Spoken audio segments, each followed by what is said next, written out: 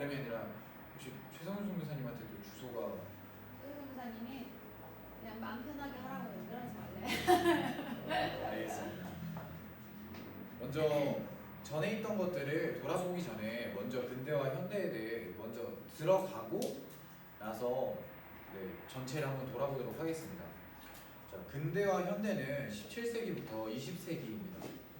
그래서 총 1601년부터 2000년까지 역사고요.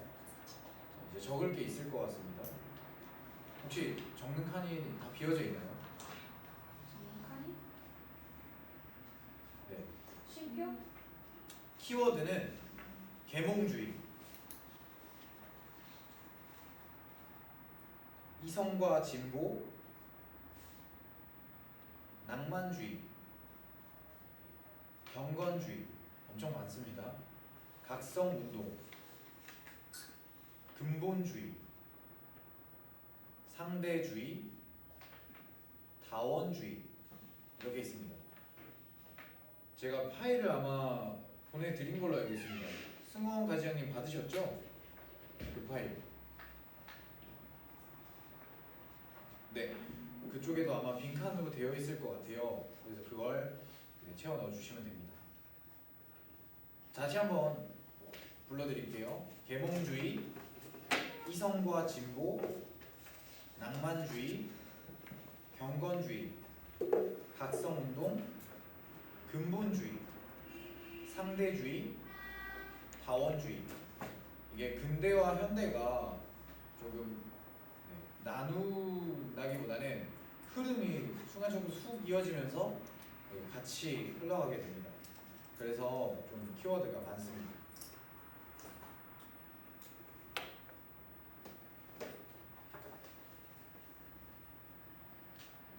아, 빠르고 잘 안 들린다고 얘기하시네요.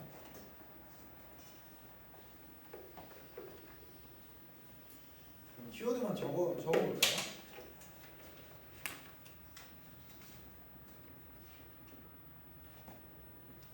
계몽주의.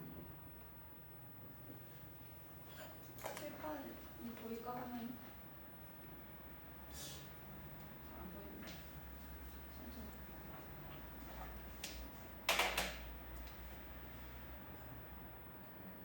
계몽주의,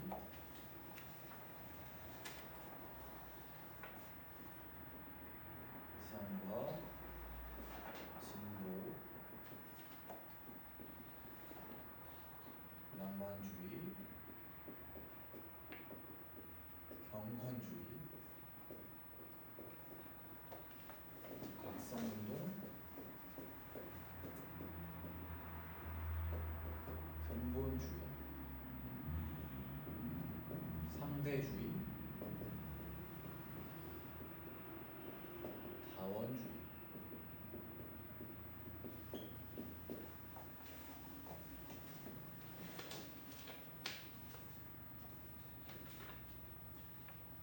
네. 글씨는 좀 처참하지만 그래도 이해하시는 데 도움이 조금 될 것 같습니다. 네, 근대 시대가 시작되는 것은요, 이제 아메리카 대륙의 발견으로서 시작이 됩니다. 그리고 두 번째로는 과학과 철학의 발견이 일어나게 됩니다. 세 번째로는 근대적인 여러 인물들도 많았습니다. 데카르트, 그리고 갈릴레이와 뉴턴, 홉스, 칸트, 이런 철학과 과학에 등통한 사람들이 굉장히 많았던 시기가 또 이 근대 시기입니다.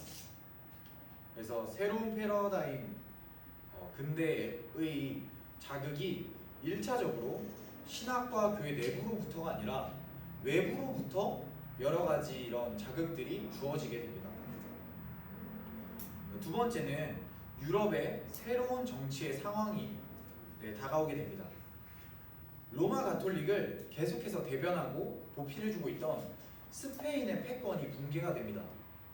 스페인의 무적 함대가 영국에게 무너져버리는 일이 생겨서 그 로마 가톨릭을 굉장히 서포팅을 열심히 해주고 강대하게 지지해주던 그 네, 로마 카톨릭이 체제가 흔들리기 시작합니다. 그래서 그러한 스페인의 붕괴, 그리고 베스트팔렌 조약이라고 1648년에 일어난 조약인데요. 베스트팔렌 조약, 그것이 독일 땅에서 벌어졌던 30년의 전쟁을 종지부를 찍었고, 그리고 종파들 간에 평화의 토대를 놓게 되는 그러한 일이 되게 됩니다. 그래서 계몽주의를 통해 전쟁이 중단되게 됩니다. 이 베스트팔렌 조약을 통해서 전쟁이 중단되고요. 그 전쟁이 중단된 사상은 계몽주의에서부터 왔다라고 생각하시면 됩니다. 계몽주의는 옛 습관, 옛날에 가지고 있던 형식들을 벗어나야겠다라고 하는 운동입니다. 그리고 세 번째는 영국의 관용법이 이제 시작이 되어서 종교의 자유와 그리고 역사의 새로운 분수령, 한마디로 시작이 막 터져 나오는 그런 것이 만들어지게 됩니다. 그리고 네 번째는 대서양으로의 권력 이동. 근대 유럽 중심적 패러다임은 식민주의 패러다임입니다.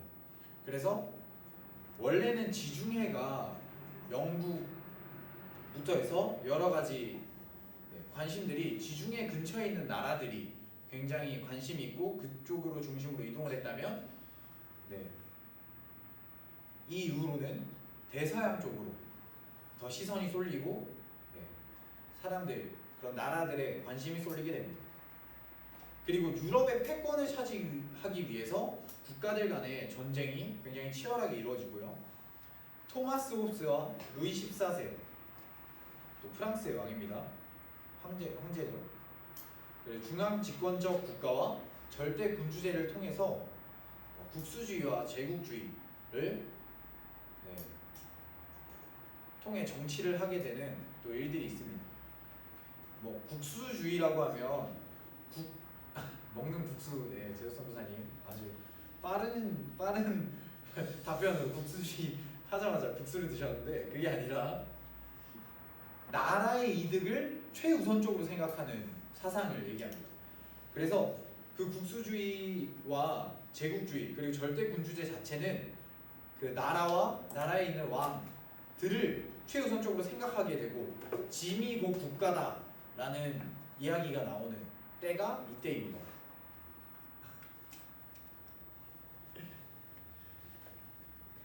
그리고 과학과 철학의 혁명이 일어나게 됩니다. 근대의 힘은, 위대한 이제 힘은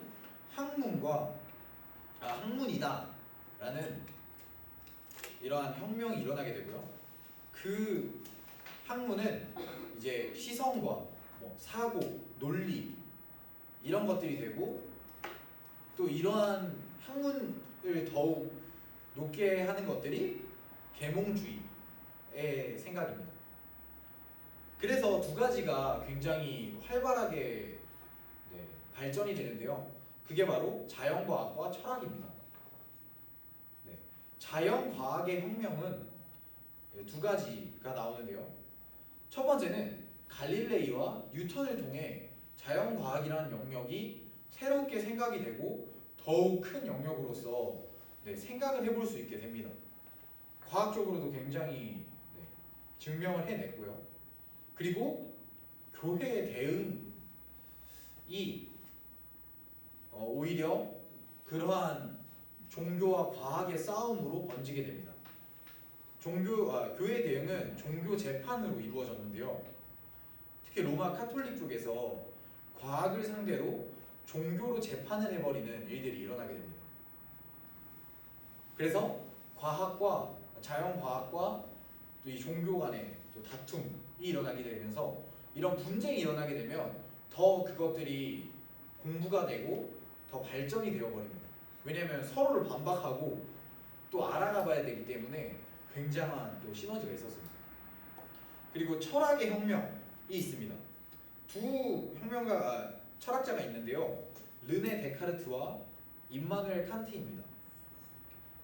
르네 데카르트는 생각하는 분, 우리 재석 선교사님 한번 읽어주시겠습니까? 개개인에 의한 철학과 인간의 삶의 근본적이고 새로운 토대를 확립했다. 인간은 최대한 확실하고 이성적인 자기 책임을 통해 자기 삶의 주인이 되어야 한다. 중세나 종교개혁 시대에는 하나님의 확실성으로부터 자아의 확실성으로 나아갔으나 근대에는 자아의 확실성으로부터 하나님의 확실성으로 나아갔다. 네, 임마누엘 칸트는 효정 선교사님 한번 읽어주세요. 하나님의 존재 증명과 관계 근거를 받아 그는 하나님 인식에 관한 문제에서 이름도 이성이 아니라 인간의 행동으로 표현되는 편도 이성에 소수했다. 출발점이 자연적 사상이 아니라 도덕적 존재인 인간이기 때문에 하나님은 최고의 도덕적 존재와 세계의 창시자로 상정했다.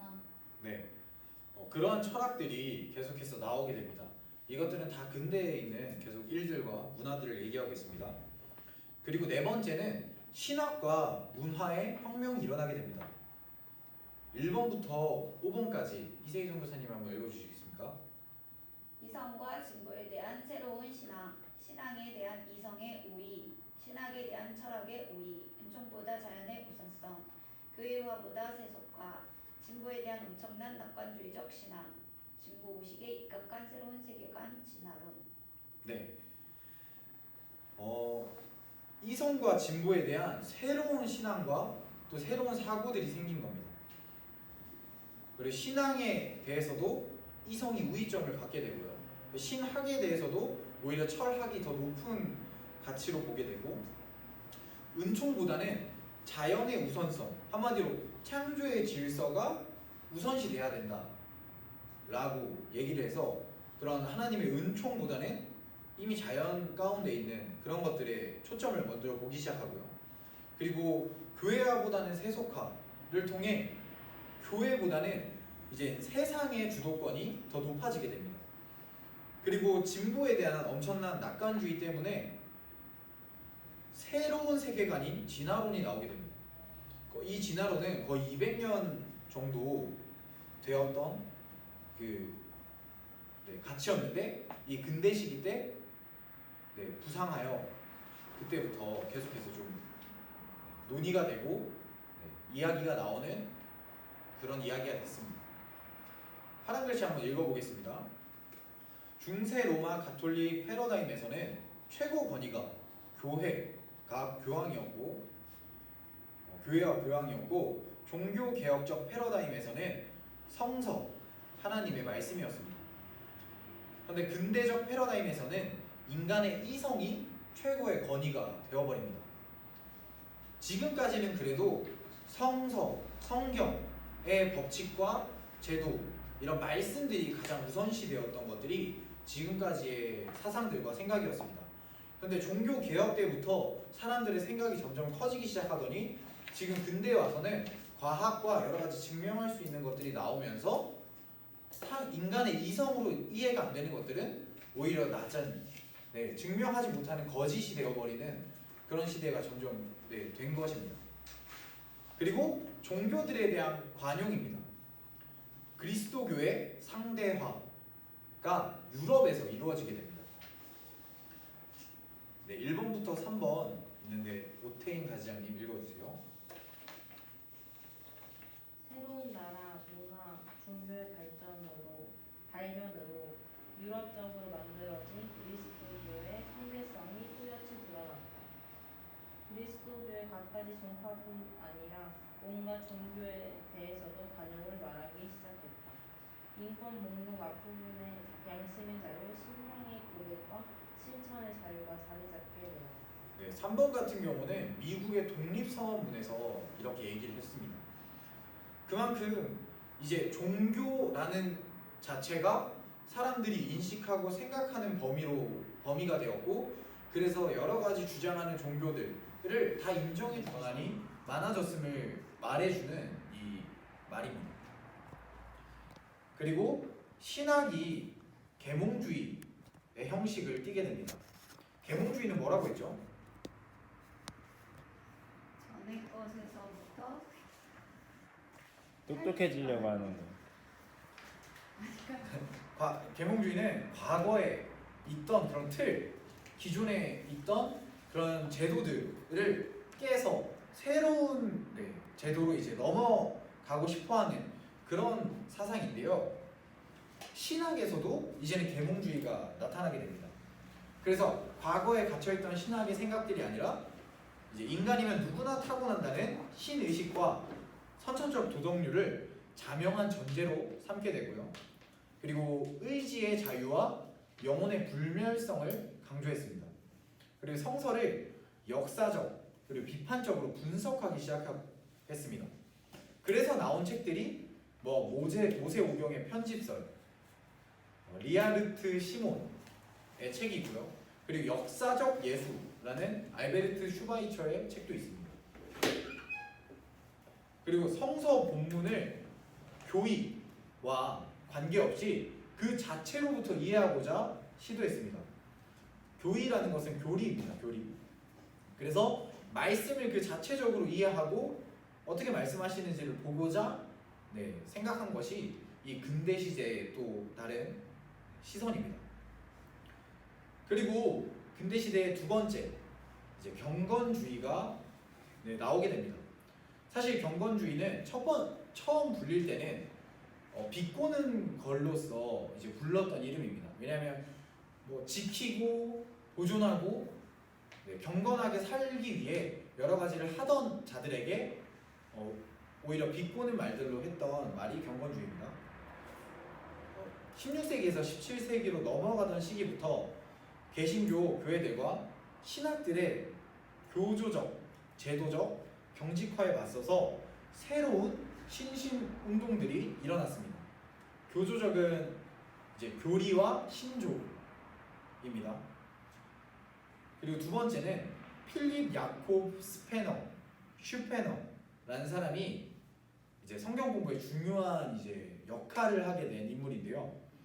중생의 체험과 성화 그리고 교회는 구원의 기관이 아니라 거듭난 형제 자매들의 공동체 그리고 성서 연구에 대해서 모든 신자의 사제직 회복 그리고 개인들의 변화를 통한 사회의 변화 이 5가지를 이야기하며 사람들이 조금 더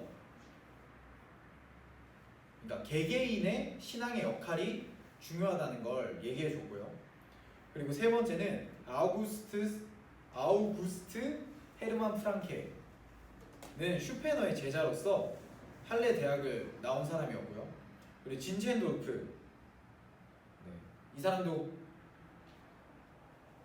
백작으로서 자신이 높은 위치에 있었음에도 경건주의를 지키며 또 있었고 이런 사람들이 경건주의를 지키고 여러 가지 지켜야 되는 것들을 얘기할 때 경건주의에 대한 평가는 경직되어 있던 종교개혁 패러다임을 쇄신했고요.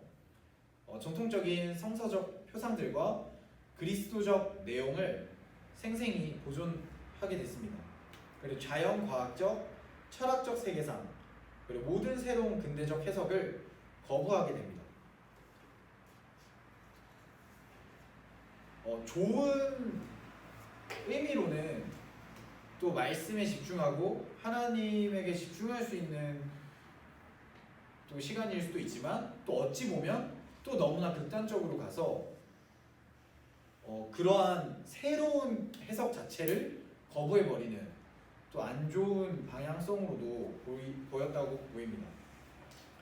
그리고 근대 시대에 가장 중요하다고 할 수 있는 세 번째인 각성 운동이 일어나게 됩니다.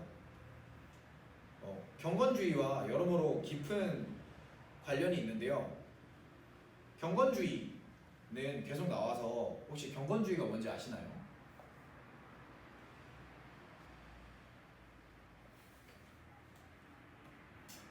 경건주의는 실천과 생활을 강조하는 사상입니다. 한마디로 기독교, 개신교의 실천과 생활을 강조하는 사상. 그런데 이 경건주의는 대체로 자신의 국가 교회의 경계 안에서 활동했고요.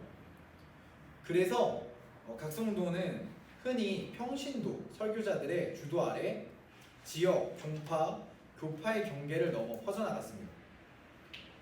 여기서 좀 중요하게 생각할 것은 평신도 설교자들에 의해서 퍼져나가게 된 것이 이 각성운동의 모습입니다. 아니죠. 경건주의가 그렇게 해서 퍼져나가게 됐다는 걸 인지하셔야 됩니다. 왜냐하면 평신도들이라고 하면 그 권력이나 이런 것의 상위층이 아닌 그냥 일반 사람들에게서 퍼져나가고요. 이렇게 만연해 있던 경건주의에 이제 세 번째 대각성운동이 일어나게 됩니다. 첫 번째로는 이제 영국을 보면 영국은 개신교 신자들에게 양심의 자유를 부여한 1688년에 관용법령이 내려지게 됩니다. 그래서 모든 사람들에게 양심의 자유 그리고 신앙의 자유를 보장해 준다고 이제 제정한 법률입니다. 다시 한번 설명하겠습니다. 관용법령은 영국에서 일어난 1688년에 일어난 법인데 신앙의 자유를 위해서 제정한 법입니다. 왜냐하면 영국은 국가 자체가 성공회로서 아예 성공회를 믿어야만 되는 국가였는데 종교의 자유를 선언한 것입니다. 그리고 그 뒤에 1789년에 프랑스 혁명이 일어납니다. 그래서 프랑스 혁명을 통해서는 처음 50년 동안 영국에서 종교와 윤리의 쇠퇴가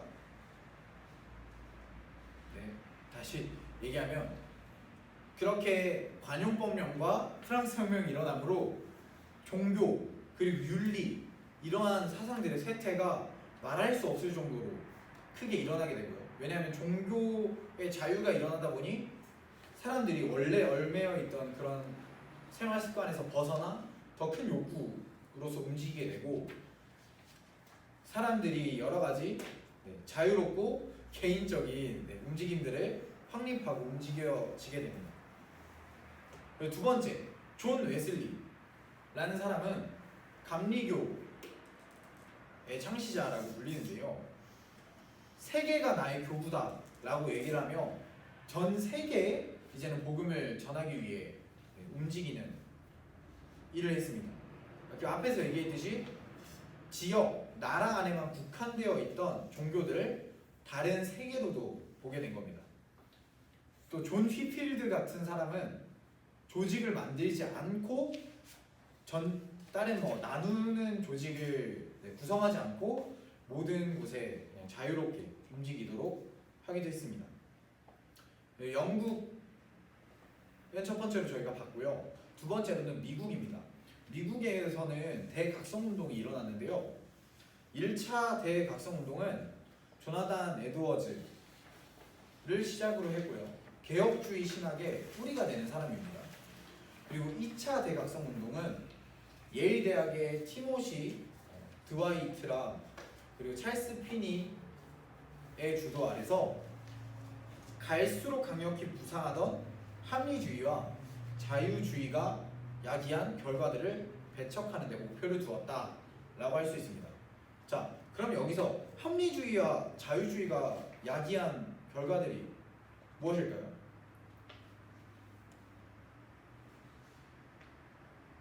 네, 죄송합니다. 반작용적으로 너무 자유롭게 그리고 무엇이든 그러니까 개인의 판단으로서 생각되어지는 그러한 사상이라고 할 수 있습니다. 그리고 찰스 피니는 행동주의. 네, 이건 넘기겠습니다. 이렇게 대각성운동을 통해서 그러니까 종교의 자유, 생각의 자유 이런 것들이 마구잡이로 터져 나왔고 사람들이 여러 가지 다른 생각들, 또 종교 안에는 다른 길을 또 바라보기 시작했다라고 생각하면 될 것 같습니다. 이 대각성 운동은 처음에는 굉장히 좋은 의미로 그래서 여러 가지 자유와 혁명 혁명 이런 느낌으로 시작했지만 나중에는 감정이 앞서고 오히려 이것이 너무 커져서 운동이 멈춰버리게 되기도 했습니다. 대각성 운동의 특징과 결과에 대해서 재혁송 교사님 3번까지 읽어주세요. 신실치 못하고 냉담한 그리스도인들의 갑작스러운 회심이 종종 매우 소란한 가운데 아주 많이 일어났다. 네. 회심 네. 아 죄송합니다. 여기 조금 설명을 붙이면 대각성 운동을 통해서 냉담했고 하나님을 잘 모르던 사람들이 집단적으로 회심을 하기도 하고요. 그리고 막 울음, 그리고 기쁨 이런 것들이 많이 일어나는 모습들이 보입니다. 이런 것들이 좀 수련회로 또 발전이 되기도 해요. 네, 2번 읽어주세요. 회심 이후 신앙의 터에 자발적 주도적으로 치열한 삶을 살았다. 네, 3번. 새로운 뭐가 생성되었다. 아 죄송합니다. 제가 가려져 있는 걸 몰랐네요. 새로운 신앙 공동체들이 생성되게 됩니다. 분파다원주의. 그래서 여러 가지 나누어지는 그런 분파들이 이제는 모두가 인정이 되고 상관없다라는 사상들이 퍼지게 되어서 신앙 공동체의 색깔이 굉장히 넓게 되고 많이 퍼지게 됩니다. 그리고 주도적으로 치열한 삶을 살았다고 이번에서 얘기를 했는데 노예 매매를 하거나 또는 술을 마셨던 그런 예습관들을 이제 끊어내는 일들이 있었습니다. 그리고 네 번째는 그리스도교가 민중 속에 깊이 뿌리를 내리게 되고요. 교회와 목회자들을 재정적으로 책임지기 시작했습니다. 그리고 5번은 법률적, 재정적, 문화, 정치적 상황으로 말미암아 평신도들의 영향력이 증대되었습니다. 목회자들은 신앙 공동체의 고용인으로서 여러모로 평신도들에게 의존하게 되었습니다. 6번, 7번도 연속해서 읽겠습니다. 분파들로의 극심한 분열과 경쟁이 시작됐고요. 복음주의적 부흥의 영향으로 근대 선교의 시대가 열리게 됩니다. 네. 좋은 점으로는 선교의 시대, 그래서 다양성을 존중하고 여러 가지의 방향으로서 하나님의 모습을 나타낼 수 있는 것들은 굉장히 좋은 점으로 장점으로 나타났지만 결국은 또 그 하나님을 믿는 사람들 안에서 분파가 나누어지고 또 다투게 되는 안 좋은 결과도 나오게 됐습니다. 사실 이 나누어진 상태는 지금까지도 이어져서 사실 안 좋은 좀 습관 또 모습들로 또 영향력을 주고 있는 모습입니다. 파란색 글씨 태인 과장님 한번 읽어주세요. 경건주의와 각성운동의 영향을 받은 개신교는 20세기 들어 많은 부분에서 배타적 근본주의로 나아갔다. 네, 배타적 근본주의는요 이성 그리고 자연주의 철학 그리고 과학을 얘기합니다. 다시 한번 얘기할게요. 이성, 자연주의 철학 그리고 과학.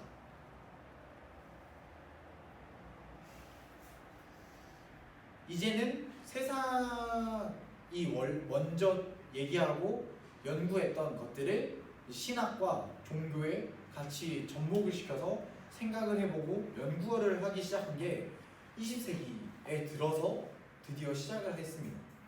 이미 세상에 다른 사상들은 그 전부터 그런 것들을 시도하고 있었는데 종교는 좀 한 발 많이 좀 늦은 상태에서 이런 것들을 시작했습니다. 그리고 네 번째로는 각성운동이 끝나고요. 사회혁명의 시대가 오게 됩니다. 끝났다고 말하기는 애매합니다. 왜냐하면 같이 일어나게 됩니다. 혁명은 주권자인 국민들이 일으키게 됩니다. 그리고 인권과 근대 민주주의의 헌장이 됩니다. 근대 계몽주의의 패러다임이 정치에서도 확실하게 관철되게 되고요. 그리고 2번으로는 프랑스 혁명이 일어나게 됩니다. 1770년대 경제적, 사회적 위기가 전제 조건이었고요. 그런데 그 사이에 안타깝게도 프랑스 주교단은 기존 권력의 편을 들었습니다. 프랑스 주교단이 그렇게 경제적으로 침체가 되었고 힘들었음에도 국민들의 편을 들지 못하고 기존 권력자들의 편을 들은 이유는 프랑스의 주교단들도 기득권자, 한마디로 권력을 갖고 있는 사람들이었기 때문에 국민들이 힘들어하는 것들보다 오히려 기득권자들을 지지하게 됩니다. 한마디로 프랑스의 이런 신앙의 모습도 좀 골마 있었고 아파 있었다라는 것을 볼 수 있습니다. 그리고 프랑스는 구체제에 가장 거대하고 부유한 조직인 교회를 탄압하는 조처들을 결의했고요. 프랑스의 부패한 교회의 토대를 무너뜨린 것은 철학적 합리주의가 아니라 물리적 폭력을 동반한 정치적 혁명이었습니다. 가장 힘든 시기에 가장 부유하고 높았던 것은 교회였고요. 그래서 결국 그것들을 무너뜨린 것들은 합리적으로 또는 사상적으로 또는 신학적으로 무언가를 얘기한 것이 아니라 반란과 혁명을 통해 결국 일어나게 됐습니다. 그만큼 종교라는 것들의 입지가 떨어지게 되고 세상의 사람들이 믿는 자들을 보았을 때 한숨만 나오는 그런 모습들이 보이게 됩니다. 그래서 프랑스는 자유, 평등, 형제라는 혁명의 가치들을 잃어버리게 되고요. 국수주의와 제국주의에 빠져들게 됩니다. 그 국수주의, 그 국수 아닙니다. 제수승 교사님 국수 나올 때마다 너무 행복해하세요. 네. 그리고 세속화된 민주적 문화와 정치적인 상황으로 교회가 위축되고 고립이 되게 됩니다. 그리고 사회혁명이 또 북아메리카, 미국에서도 일어나게 됩니다. 북아메리카에서의 종교의 위치는 프랑스와는 전혀 달랐습니다. 왜냐하면 자유로운 종교 활동을 보장하려고 애썼고요. 그리고 그렇게 움직여진 것이 미국입니다. 네, 5번으로 넘어가겠습니다. 그 뒤로는 산업혁명의 시대가 쭉 오게 됩니다. 그래서 복구, 또 과학기술과 산업의 근본적인 변형, 새로운 또 이데올로기들이 또 다시 나오게 됩니다.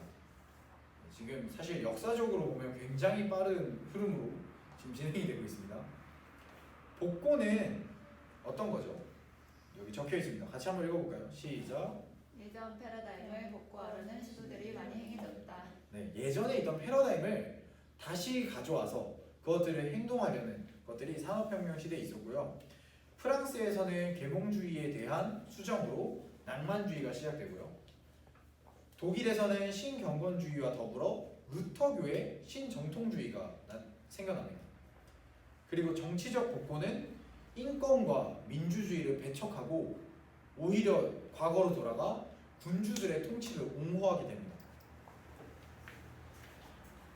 그리고 과학기술과 산업의 근본적 변형이 일어나게 됩니다. 새로운 생산 방식이 도입됨으로써 생활 방식이 번영이 됩니다.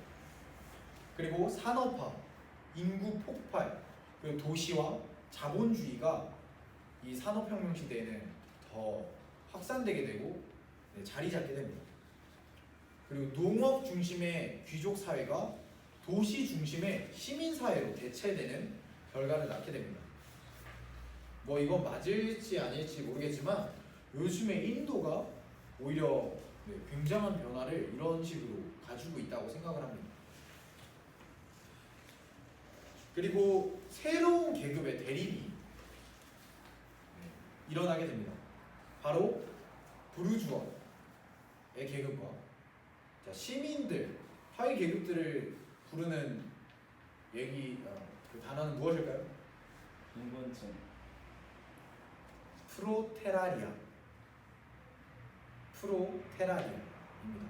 부르주아와 프로테라리아, 죄송해요, 저도 혀가 꼬입니다. 의 대립이 있었습니다. 이제는 귀족 고위 관료 뭐 이런 게 아니라 더 돈이 많고 잘 사는 쪽, 그리고 그에 비해 돈을 적게 갖고 잘 살지 못하는 쪽으로 나눠지는 이제 자본주의의 개념이 확실하게 고착화된 것을 봅니다. 그리고 19세기 후반에 새로운 이제 학문들이 나오게 됩니다. 새로운 이데올로기들을 얘기 안 했군요. 새로운 이데올로기들 두 가지가 나오게 되는데 혹시 이때 나오는 두 가지의 그 사상을 아시나요? 땡땡주의, 땡땡주의. 여기 뭐 답 맞춰보셔도 됩니다. 제가 답 맞추시면 커피 한번 드릴게요. 사회주의, 공산주의, 사회주의. 사회주의, 자본주의, 사회주의, 민주주의. 아닙니다. 사회주의야. 자, 하나 더 혹시 알고 있는 분 있으세요? 자유주의, 댓글로 써도 됩니다. 자본주의. 자유주의입니다. 예스. 재석 교사님한테 커피 쏘겠습니다. 예스. 그래서 첫 번째로는 19세기 후반 학문들, 이제 자연과학, 의학, 역사학, 인문학의 발전과 함께 탈교회화 그리고 탈그리스도화가 이루어지게 됩니다. 왜냐하면 자연과학, 역사, 그리고 의학 이런 인문의 개념들을 배우기 시작하니까 과거에 배우던 그런 기독교의 일함 그리고 그런 적혀있던 글들이 더 안 믿어지게 되고 더 판단되게 됩니다. 왜냐하면 치료도 과학의 기술로 할 수 있어. 글을 적는 것도 이제는 우리가 글을 다 아니까 이제는 글을 적고 또 할 수 있어. 역사를 보니까 그리스도의 역사만 있던 게 아니야. 여러 역사들이 있고 우리들도 역사가 있어. 자연과학을 보니까 세상, 만물 이런 것들, 진화 등등으로 과학적으로 이것은 다시 난 거야 라고 생각하는 사상들이 계속해서 발전되게 되는 거죠. 그리고 두 번째는 교육받고 재산을 소유한 시민 계급들이 정치적, 경제적 자유주의를 세워나갔습니다. 그리고 세 번째로는 상업, 산업, 금융 분야에서 지위 상승을 이룬 시민 계급은 노동자 계급의 문제에 대해서 미지근한 태도를 보이자 자본주의에 맞선 노동자 계급들의 투쟁이 일어나게 됩니다. 시민 계급, 부르주아들이 있었고요. 그리고 노동자 계급, 프롤레타리아들이 있었습니다.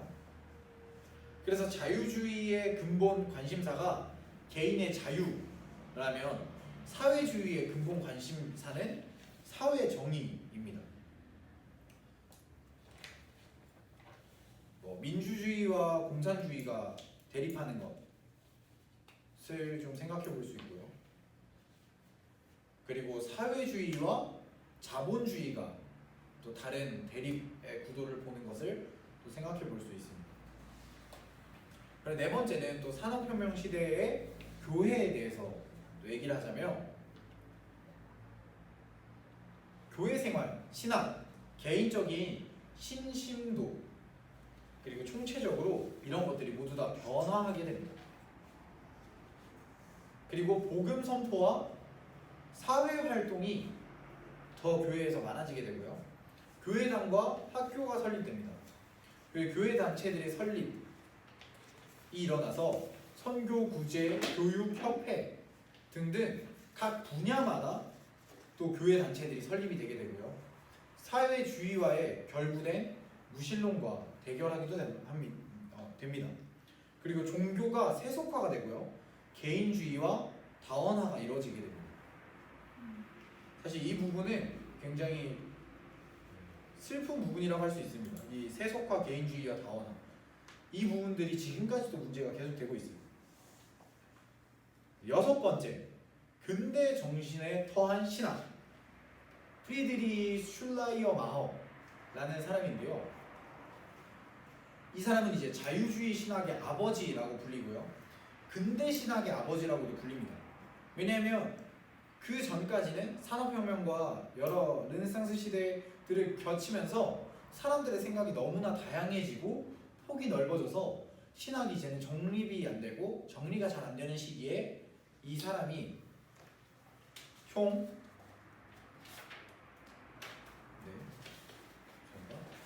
5가지의 또 이런 신학의 기본을 좀 얘기했습니다. 저희 돌아가면서 하나씩 읽어볼까요? 제가 먼저 1번 읽겠습니다. 계몽주의와 낭만주의의 혼합. 인간은 근대적이면서 종교적일 수 있으며 비판적이면서 경건할 수 있다. 2번 이세준 교사님.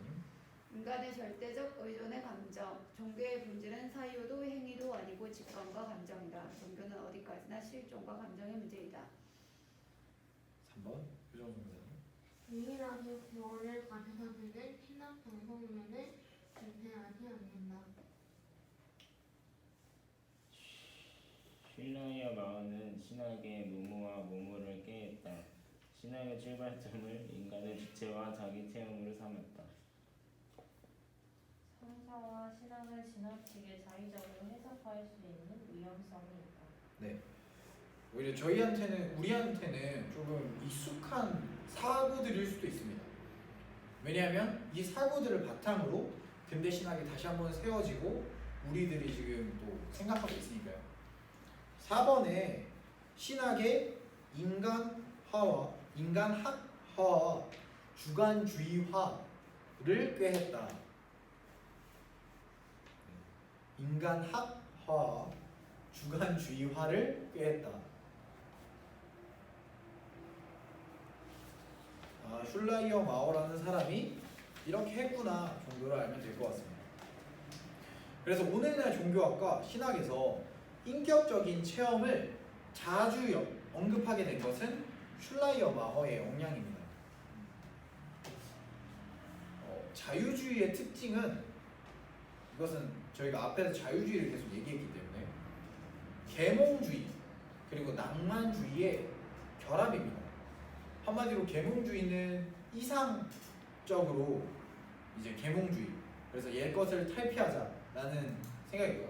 낭만주의는 오히려 실존적이면서 주관적인 이런 사상? 그래서 이 두 개가 짬뽕이 돼서 이제 실제적으로 영향을 주는가에 대한 것들을 생각하게 된 것이 자유주의의 특징적인 모습입니다. 그래서 나에게 실존적으로 영향을 안 주면 그것은 별로 생각해 볼 거리가 아니다라는 것들로 자유주의에는 좀 생각이 되는 것 같습니다. 7번에는 근본주의입니다. 근본주의도 굉장히 중요합니다. 근본주의를 통해서 그 뒤에 오는 저희 현대 패러다임들이 현재의 패러다임이 근본주의를 바탕으로 그것을 좀 부정하고 또 깨부시면서 나온 것들이 있습니다. 근본주의는 현대의 자연과학과 철학, 세속주의, 성사의 역사 비판적 방법론 그리고 자유주의에 맞서 성서의 축자 영감과 무료성을 주장했습니다. 자유주의의 반작용으로 나왔기 때문에 그만큼 더 그쪽으로 더 가게 됩니다. 그리고 두 번째는 나이아가라 성서협회의 이른바 나이아가라 신조 1878년에 정해진 이 신조에서는 근본주의 운동 전체의 능징을 뚜렷이 보여주었습니다. 나이아가라 신조는 나중에 찾아보시면 좋겠습니다. 세 번째는 로마 카톨릭이 오랫동안 라틴어 성경, 불가타 성경을 고집하고 새로운 라틴어 성경 번역을 금지했듯이 미국의 근본주의자들은 전통적인 킹 제임스 성경을 고집했고요. 모든 새로운 성경 번역본들을 배척하게 됩니다. 네 번째는 예언자적. 유일신 종교들은 다른 종교들에 비해 근본주의에 빠지기 쉽고요. 다섯 번째는 근본주의자들의 열망은 정당합니다. 그러나 그들의 방법은 오히려 치명적으로, 극단적으로 움직이게 됩니다. 그리고 여섯 번째, 개신교 근본주의의 시대에 선교 운동이 활발하게 일어나게 되고요. 그리고 근본주의 반대편에서는 에큐메니컬 운동이 일어나게 됩니다. 봉사, 그리고 섬김 이런 운동들입니다. 1910년에서 이 파란 글씨는 제가 선생님이 올려주세요. 1910년에서 15년 사이에 미국 프리스턴의 개신교 운동 지도자들과 보수적 신학자들이 근본이라는 총설을 간행했다. 당시 근본은 참된 그리스도교 신앙의 바탕들을 의미했다. 그 사람들은 물론 그 이전부터 존재해온 그러한 경향의 옹호자들을 근본주의자들이라고 불렀다. 네, 감사합니다. 네, 8번으로 넘어가겠습니다. 근대의 위기와 현대입니다. 네.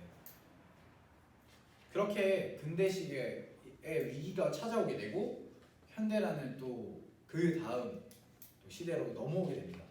항상 문제가 생기면서 그것과 합쳐서 그것에 대한 대안, 그리고 다른 사고 방식이 나올 때 그 겹치는 점이 생기게 됩니다.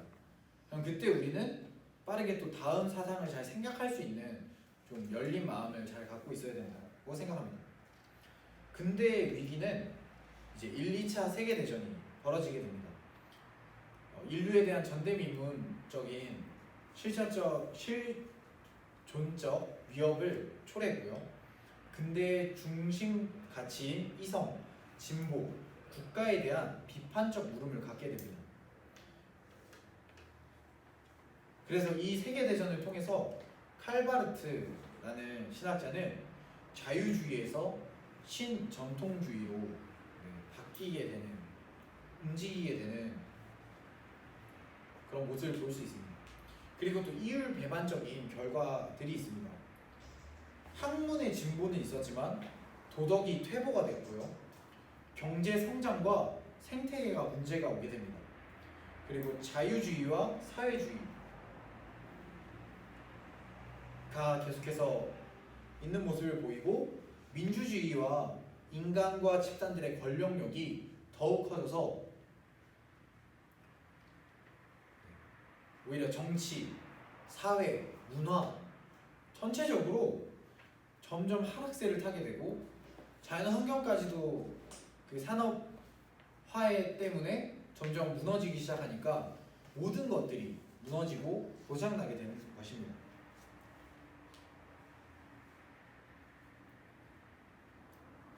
네. 그리고 이성 비판, 진보 비판, 그래서 비판의 두 가지 모습이 나오는데요. 이성 비판은 합리적 생각뿐이 아니라 직관, 전통적으로 아는 것, 그리고 느낌, 감정, 체험도 중요하다라고 얘기하는 것이고요. 진보 비판은 진보 사회는 자기 파괴 위험에 직면해 있다라고 얘기를 하는 것입니다. 그러니까 이성 그리고 진보적으로 나아가서 다음 시대에 더 좋은 것, 새로운 사상을 계속해서 추구하다 보니까 이런 무너지는 일들이 보인 겁니다. 그래서 이성적으로 사고하는 것들을 그것만이 중요한 것이 아니다. 다른 가치들도 분명히 중요하다라고 생각을 하는 이성 비판이 나온 것이고, 그리고 또 진보 비판 계속해서 발전하려고 하다 보니까 세계 대전이 벌어지게 되고요. 그 안에 너무 많은 학살과 죽음, 그리고 산업화 때문에 자연환경과 많은 사람들이 또 그걸로 인해 죽고 괴로워하는 것들을 보면서 또 진보하는 것들에 대해서도 비판을 하게 됩니다. 다섯 번째는 그릇된 현재적 대응들이 나오게 됩니다. 첫 번째는 극단적 현대주의입니다. 지나친 다원주의와 상대주의가 나오게 됩니다. 왜냐하면 극단적으로 치우쳐서 이미 이성과 판단들로 너무나 밀고 나갔기 때문에 또 거기에 반대로 극단적인 것을 하나 사람들이 생각해낸 것입니다. 그것이 바로 다원주의와 상대주의입니다. 다원주의는 혹시 뭔지 아시나요? 여러 신이 존재, 구원의 길이 여러 갈래의 길이 있다. 사실 구원보다도 구원은 사실 너무 들어갔나라는 생각이 들어서 이제 보면 여러 종교가 공존할 수 있다라고 얘기를 하는 것입니다. 종교 그냥 공존만 하는 것이 아니라 그런 가치들이 중립적으로 그냥 종교라는 것을 바라봐야 된다라는 사상도 있습니다. 그리고 상대주의는 이제 절대적으로 올바른 것은 없다라고 판단을 해버리고 올바른 것을 정하는 것, 그 기준을 정하는 것에는 정해지는 것이 잠시만요. 네, 올바른 것을 정하는 기준이 있어야 된다. 그래서 그 기준에 따라 맞게 결정되고 움직여지는 것이 좋다. 져야 된다라고 얘기하는 게 상대주의입니다. 절대주의.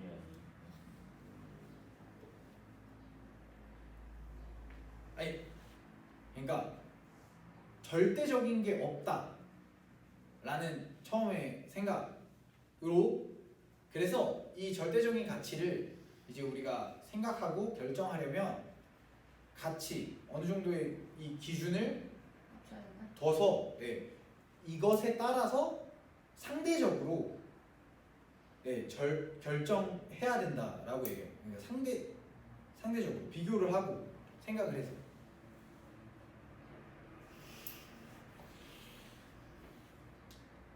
그러니까 어떤 것 하나가 그러니까 전에는 이제 기독교라는 하나의 옳은 가치가 있었으면 그것을 통해서 다른 것들을 이제 기준 삼아서 이제 정했는데 그런 것이 아니라 일단 올바른 기준 자체는 없다. 규정할 수 있는 기준은 없다라는 사상과 그래서 그것들을 정하려면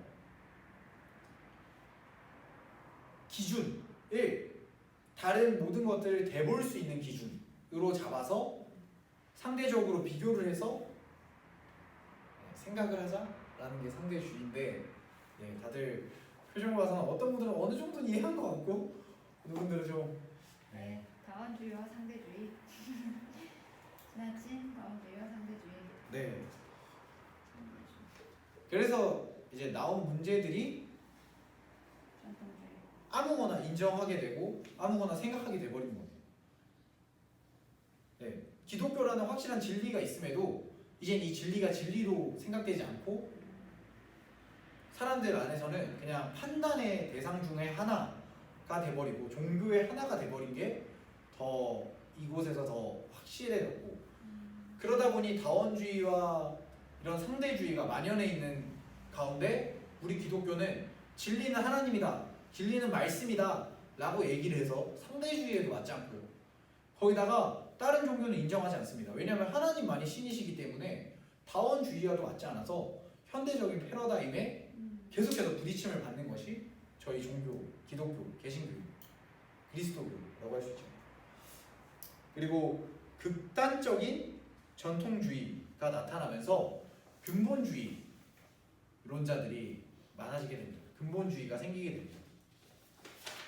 근본주의. 네, 근본주의. 그래서 현대적인 이런 지금 사상들, 생각들이 퍼지게 되고요.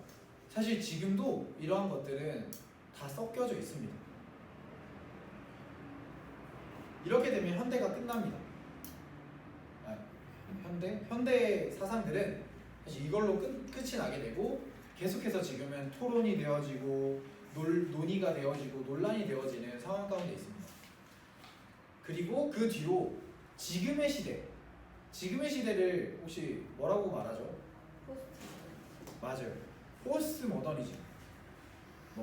포스트 코로나라고 하는 사람들도 있습니다. 왜냐면 진짜 다른 세대가 온다라고 생각을 해서 이제 코로나 이후 시대가 이제 지금의 사상과는 또 달라질 거다라고 하는 분들이 있는데 결국 탈근대주의, 그러니까 이제 근대주의가 너무나 한쪽으로 몰려 있었기 때문에 또 그것도 탈근대주의로서 이제 움직이자. 그래서 이성 중심에 대해 근본적인 회의감을 가지고 돌아온 것이 지금의 시대, 포스트 모던의 시대입니다. 이 포스트 모던 시대의 특징은 각자가 생각하고 가치를 갖는 것이 정답이 되어집니다. 왜냐하면 가치가 너무나 열려 있고요. 이러한 정해진 누군가의 생각이 맞다고 규정할 수가 없습니다. 왜냐하면 개개인의 생각이 맞다고 인정을 해줘야 되는 시대이기 때문입니다.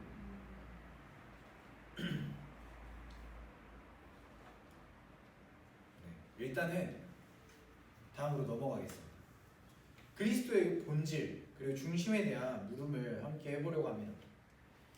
본질과 왜곡은 본질과 형태 1-1번을 보겠습니다. 본질은 끊임없이 변화하는 무엇 안에서 드러날까요? 지금까지 계속 강의했던 겁니다. 본질은 끊임없이 변화하는 무엇의 형태 안에서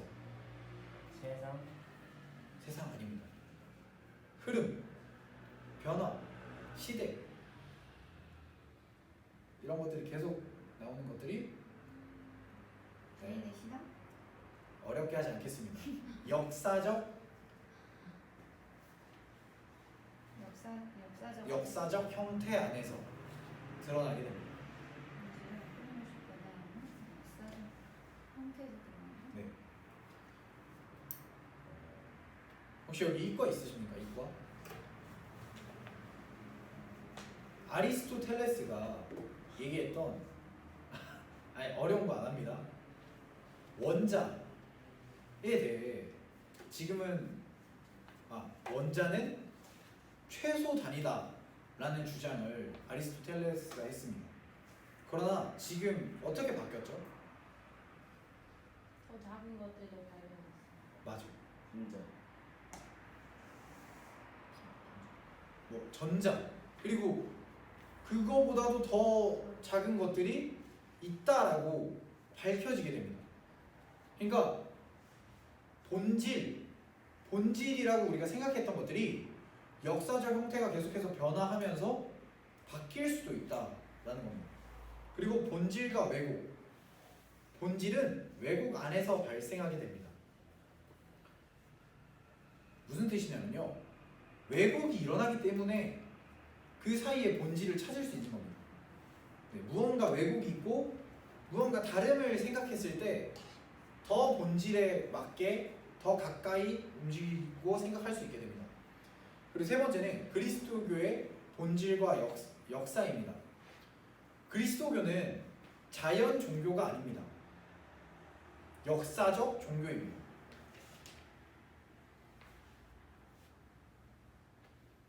왜 역사적 종교라고 얘기를 할까요?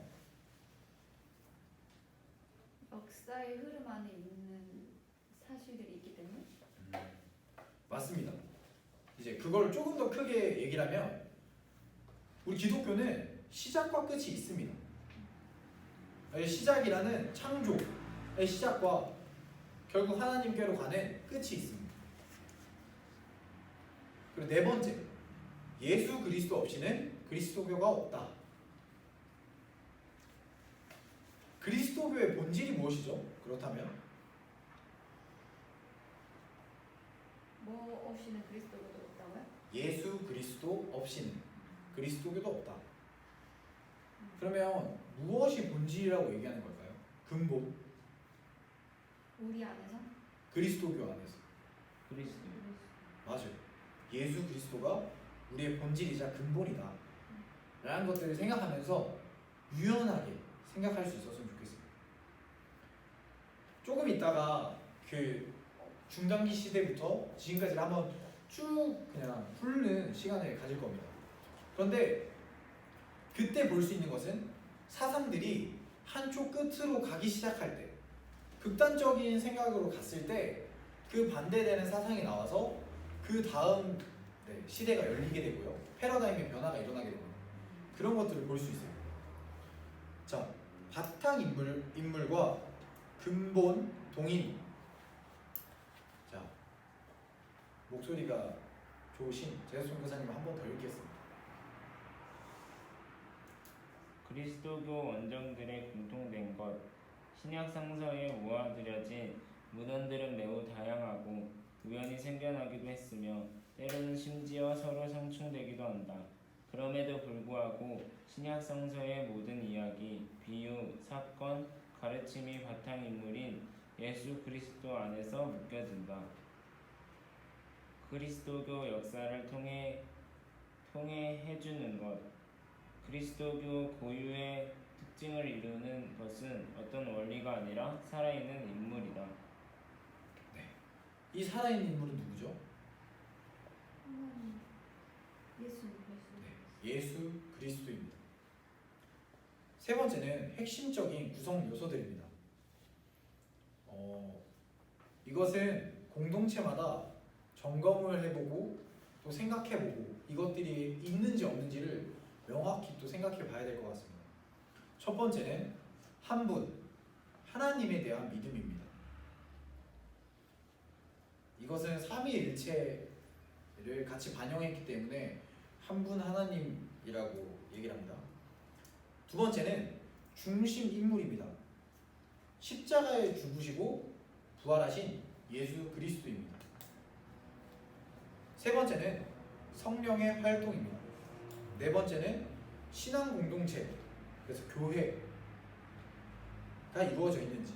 그래서 그리스도교 신앙은 추상적인 개인적인 신앙이 아니라 신앙 공동체와 결부된 신앙이다. 공동체성을 띠고 있는가를 봐야 되고요. 다섯 번째는 율법의 완성인 사랑에 대해서도 봐야 됩니다. 왜냐하면 사랑은 그리스도인의 삶의 목적이자 방법입니다.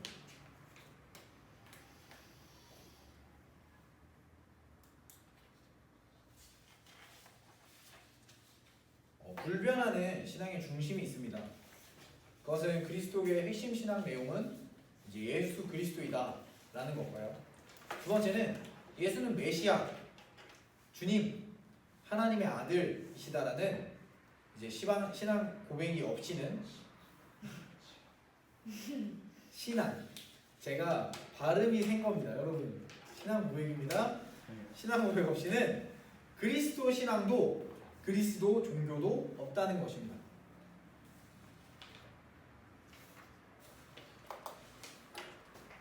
자, 왜 그런지를 이제 전체 흐름을 한번 훑으면서 보겠습니다. 지금 받은 이 페이퍼 요걸 같이 참고하시면 될 것 같습니다. 제가 적으면서 할까 했는데 그러긴 시간이 조금 더 지나서 이 종이를 보고 말씀드리겠습니다. 자, BC 400년 정도부터 중단기가 시작됩니다. 주요 키워드는 페르시아, 그리스, 그리고 로마입니다. 그리스에서는요 언어를 통일시켰고요, 로마에서는 길을 통일시킴으로써 포로 생활을 하고 있는 그들에게 메시아를 기다리는 마음, 이런 생각들, 성향들을 그리스도인들에게 갖게 하고 그들이 같은 말 또 이동할 수 있는 좋은 통로가 되는 기다림의 시기였습니다. 그리고 이때 기독교는 유대교로서 또 만들어져 있었습니다. 그러다 초대 시대로 나와서는 이제 패러다임이 변화하게 됩니다. 바로 유대 그리고 묵시 문학을 패러다임으로 붙잡고 이때까지도 신본주의가 계속 유지되고요. 유대 종교 그리고 구약 성서 정경화, 이당의 경계들을 통해서 이제 근본적인 그리스도교의 바탕이 정리되는 시기입니다. 그리고 초대와 고대가 같이 그런 성향을 띠고요. 그리고 초대 시대 때는 유대교와 그리스도교가 자리를 잡고 있었습니다. 다른 종교는 얘기하지 않고요. 지금 하나님을 믿는, 예수 그리스도를 믿는 이 종교들을 계속해서 좀 쭉쭉 끌고 오는 것입니다. 그리고 고대에서는 패러다임이 바뀌게 됩니다. 헬레니즘 문화로 바뀌게 되어서 헬레니즘은 철학적이고 계산적이고 규격 이런 것들을 정하는 또 패러다임의 모습을 띠고 있습니다.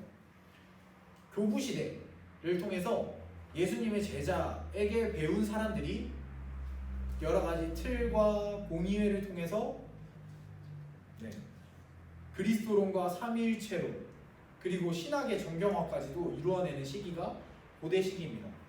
그렇기 때문에 구약과 신약 그리고 그리스도론, 삼위일체 등등의 이런 사상들이 잘 정리가 되고 철학적인 건 사실 제가 잘못 얘기했던 게 계산적으로 그렇게 된 것이 아니라 전체적인 바탕과 의미를 생각해보고 그 단어의 핵심을 좀 보는 그래서 근본을 찾아가는 좀 큰 범위였습니다. 그렇게 되고요. 그래서 동방과 서방의 분리가 일어나면서 고대 시대 때는 그리스도교도 있었지만 로마 카톨릭과 동방교회가 있었습니다. 그리고 중세 시대로 와서는 라틴 계열의 패러다임으로 바뀝니다. 이때가 법률적으로 있는 패러다임이고 이 시기 때가 정말 이제 예배 형식 여러 가지 모습들 이런 교황과 여러 가지 체계들이 잡혀지는 시기입니다. 게르만의 침략을 통해 철옹성 같은 로마가 무너졌어요. 이제 그러므로 이제 여러 가지 종교가 영국이나 다른 데로 퍼지게 되는 계기가 되고요. 그리고 교황이 왕권을 잡다 보니까 오히려 암흑기가 오게 됩니다. 왜냐하면 권력을 잡은 종교의 지도자 교황과 다른 황제들과의 싸움들이 있던 시기가 이 중세의 시기입니다. 이 시기 때는 그래도 신앙의 체계가 정립이 되고요. 어떤 것이 예배구나, 어떤 것이 또 이런 목사님과 이런 성도들의 관계구나라는 것들이 조금 더 정리가 됩니다. 그리고 그 뒤에는 이제 종교 개혁이 일어나게 돼서 루터, 쯔빙글리, 칼빈 이런 사람들이 이제 종교 개혁의 시작과 중간에서 열심히 한 것 그리고 끝을 맞게 되고요.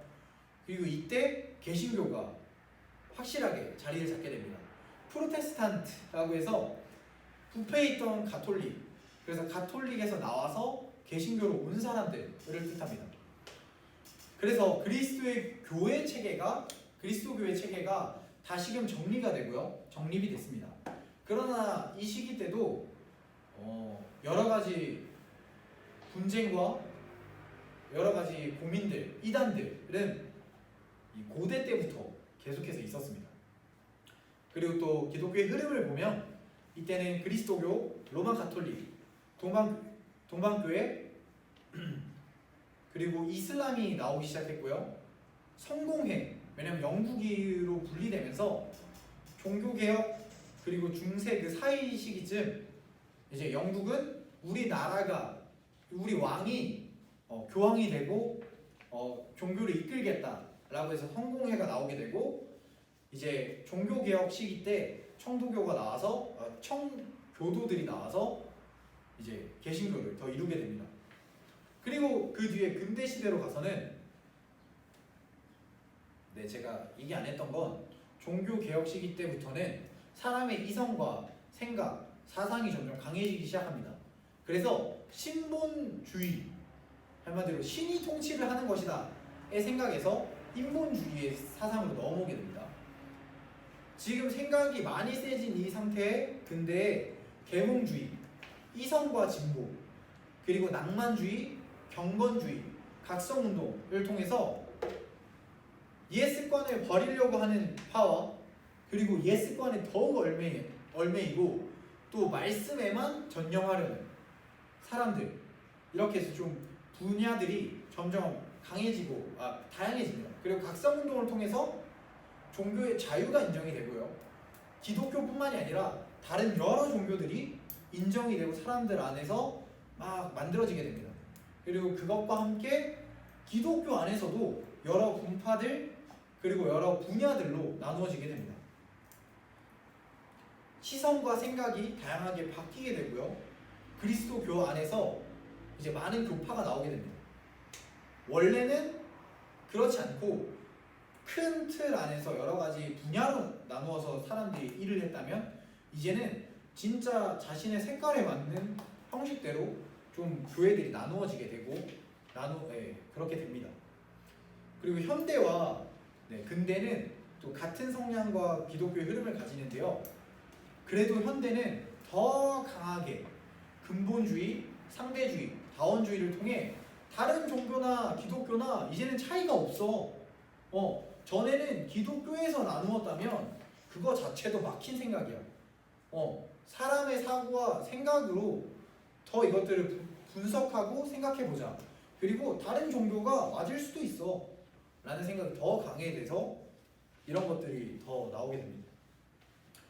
더 강한 시각, 개인의 생각이 넓어지게 되고요. 지금 시대인 포스트 모던 시대는 기독교 자체가 기독교 자체가 이제 패러다임의 한 축이 되고요. 그러니까 기독교라는 것이 하나의 이제 집단이 되어졌고 상대주의가 만연해 있고 그리고 좀 패러다임이라는 개념 자체가 이제는 해체되는 시기입니다. 이제는 개인이 생각하고 느끼고 살아가는 환경들, 모습들이 이런 포스트 모던의 상황입니다. 사실 주요 키워드는 적혀 있진 않지만 저는 하나를 넣으라고 하면 자유라고 얘기하고 싶습니다. 이 자유는 종교의 자유도 있겠지만 삶의 자유, 직업의 자유 등등 계급의 자유, 모든 것들의 자유가 일어나게 됩니다. 이 현대까지는 이런 종교들이 일어나서 막 여성인권, 흑인인권 이런 운동들이 마구잡이로 일어났었고요. 지금에서는 개인의 선택과 생각과 성향을 더 존중하게 되는 개개인의 자유가 더욱 강해지게 됩니다. 그래서 오히려 동성애나 여러 가지 분야들 가운데서도 우리의 자유를 존중해 또는 우리의 생각 이걸 왜 너희는 이해하지 못해 라는 사상까지 오게 된 것입니다. 왜냐하면 개개인의 생각과 사상들이 더욱 커지다 보니까 이런 것들이 존중받고 생각되게 되는 시대입니다. 그래서 개인의 신앙과 색깔이 생겨나게 되고요. 기독교의 흐름으로 보면 사실 한국에서 한국을 예로 들자면 오히려 이상하게 기독교는 좀 획일화되어가는 모습이 보입니다. 오히려 모습들이 좀 비슷해지고요. 다들 근본으로 조금 더 돌아가려는 모습이 기독교 안에는 보이게 됩니다.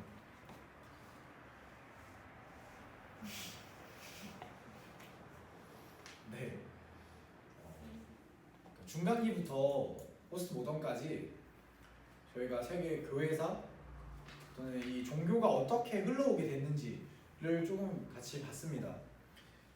이제 마무리가 되는데 사실 가장 중요한 것은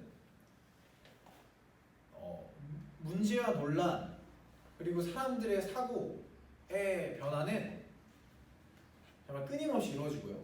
그래서 새로운 만약에 과학의 연구법이 발견된다면 또 논란이 될 만한 여러 가지 것들이 있을 수 있습니다. 성경에 대해서도 지금 논란이 와서 이것은 거짓 복음이니 이것은 또 잘못 쓰였느니 이런 얘기들도 나오긴 하고요. 그런데 우리들이 기억하고 생각해야 될 것은 이 6번 그리스도교의 본질 중심에 대한 물음을 저희는 다시 생각했으면 좋겠습니다. 변하는 것들은 너무나도 많습니다. 그런데 불변하는 것은 예수 그리스도가 우리의 구원자라는 것, 그리고 예수 그리스도를 통해 우리들은 나오게 됐다는 것, 이 두 가지를 잘 생각해 주셨으면 좋겠습니다. 그래서 우리들이 다른 길로 가려고 할 때 예수 그리스도라면 어떻게 했을까? 라는 것을 생각하며 예수 그리스도의 모습으로 본질로 돌아가게 하고요. 그리고 우리를 구원해 주신 예수 그리스도만을 믿는, 하나님도 믿고 성령님도 믿어요. 예수 그리스도를 믿는 그런 우리가 됐으면 좋겠습니다. 마치는 기도를 저희 다 같이 하려고 합니다. 세상은 더 변해가고요. 더 다양해져 갑니다. 그래서 무언가를 규정하기도 어렵고요. 말싸움하고 막 이런 여러 다툼들이 일어나면 무너지고 깨지는 게 우리들의 일상인 것 같습니다. 근데 그럴수록 더 본질로 돌아가셨으면 좋겠습니다. 그리스도인의 모습을 지켜냈으면 좋겠습니다. 그래서 오늘 강의가 끝나고 하나님을 온전히 붙잡고 나아가서 DFC 디맨답게 그리스도의 제자답게 살아가게 해달라는 기도를 하고 제가 기도함으로 마치겠습니다. 네, 다시 또 고백의 기도를 하겠습니다. 기도하겠습니다. 사랑의 많으신 아버지 하나님, 온전한 아버지 하나님 마음을 통해 주님 나아갈 수 있게 하시옵소서. 말이 땅 살아가는 지금은 실정까지 내가 생각하고 사고하는 것들이 정답이 아니라